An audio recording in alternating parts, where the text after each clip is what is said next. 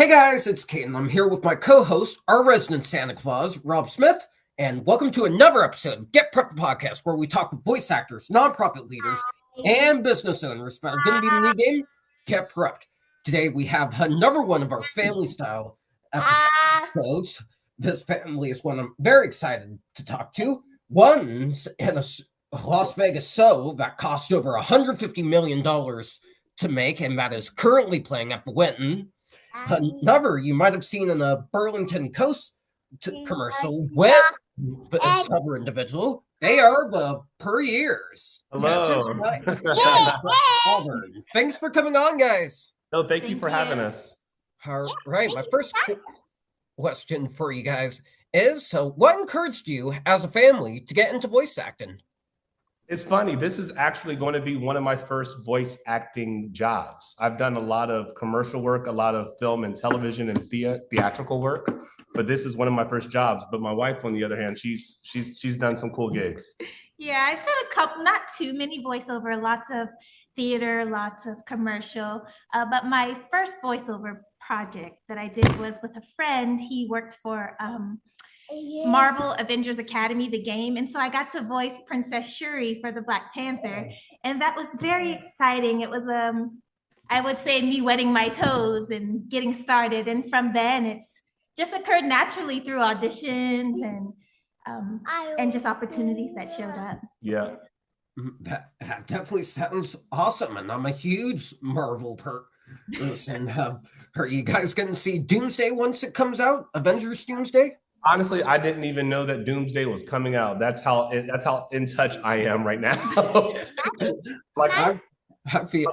Oh yeah. My next question for you is, how does it work with multiple people needing to use the voiceover booth? How does it work? Well, so far we've recorded individually. So like whenever we had commercials, the set where we were on, it was outdoors. And so they just took us individually in a car and they closed the car, used a really nice microphone and caught us individually.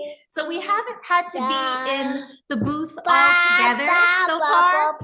But as you can see, it's very exciting with the 2-year-old. Especially with this 2-year-old, he just doesn't know how to stop talking, which is the best thing. I definitely feel you. Trust me, I have 4 younger siblings of my own, and I remember when they were 2 years old. All right, now we're going to turn it over to Rob to ask you guys some holiday-themed questions. Yeah, thank you guys for being here. You know, it is such a special thing to be able to work together as a family, even though, you know, like you said, you're in a booth individually, but to be able to work together as a family. Do you guys have any special holiday traditions that you're looking forward to as we're in this holiday season right now? Honestly, we're not big Christmas people, but we more so celebrate like Passover. Mm-hmm. We do Passover, and we've kind of been trying to create our own traditions and holiday traditions. And it's interesting because, you know, my son growing up, we never taught him that Santa Claus was real. So don't tell anybody else that, right? No.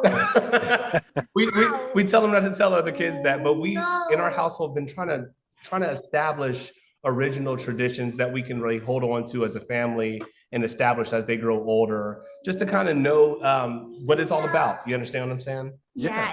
For us, it's very important to just practice love, practice truth, and teach him the things that we want him to know and to value, like how to treat people. So the holiday season is a perfect example of there's so many people being generous and kind. When we're going shopping, you hear the bells ringing, everyone is asking for donations and prayers and wonderful things like that. It's a beautiful opportunity for us to share grace and love with everyone. So it's an exciting time. In fact, we don't even participate in the holidays. Not too much, but we do participate in loving people and being kind to everyone, which is great. I think it's a great time of year to really let people receive that. Absolutely. I love that. Yeah.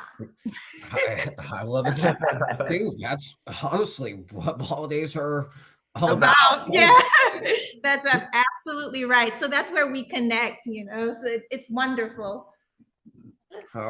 Right. My next question for you guys is going back into voiceover for a bit. Can you share a funny moment or something you'd consider an outtake, what has happened during a recording session? What do you think? Let me think. Well, I don't know if it's happened per se when we were on the job, but definitely auditioning. There's all kinds of bloopers of when you're trying to get your voice done. The baby walks in, Google Gaga, you know. I know one time this wasn't a voiceover job, but this is a theatrical production that we did, and this was when we first met doing a show called Dreamgirls. And one of the main characters in the show, he was supposed to come in and say, what was it? Effie Dino was going to sing lead. Oh yeah, he was supposed to come in and say, Effie, Dina's gonna sing lead, and he did it reverse. He literally said the reverse lines. So like everybody on the stage is like looking at him like, are you going to fix that? Or are we going to go telling a whole different narrative of the story? The audience was even like, the audience, they were so like, oh my gosh, that's the last thing you're supposed to say. So there's been all types of theatrical moments where there are some bloopers that come in, or we say the wrong lines. I can't tell you how many times in my show I've gotten the hiccups. I have this long monologue in the beginning of the show, and I've gotten the hiccups before I forgot a line. Things happen all the time. Yeah, but you just roll with it, and sometimes it stays, and it becomes just a beautiful memory. So Yeah.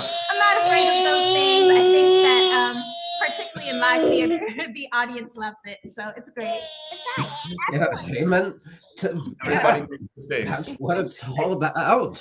Acting, building memories that can last a lifetime.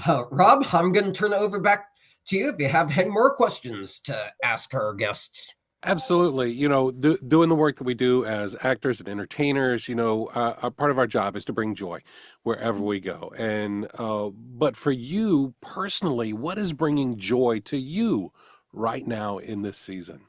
For me, honestly, it's been hanging out with this guy right here. We've been playing the piano a lot, and we discovered that he has something called perfect pitch. So every day we come home, we get on the piano, or we grab random things in the house like a cup and we bang on it, and we'll ask him what it is, and he'll be able to tell us what it is. Yeah, like we'll put water in wine glasses, or random things like the oven timer or the doorbell, Or banging on a pot. And we've been posting those videos online, and it seems that people are really receptive to him learning about music. Yes. And it's exciting. It's fun seeing him explore, and he gets in on there doing his little best. And it doesn't feel like work. It feels just like a lot of like familial good times together. Yeah, you know what I mean? It does. It's cool. I love that. I love that. Yeah, that definitely sounds cool. Well, anyways, that's going to do it for some of you guys. Thank you so much to the Puryears for coming on and sharing their story, and for Rob for joining me once again for another amazing family-style episode. If you guys want to see more amazing interviews with those involved to get prepped, like, comment, and subscribe to the Get Prepped channel. And to learn more about the game, scan the QR code here. Thank you so much for watching, and we'll see you in the next one.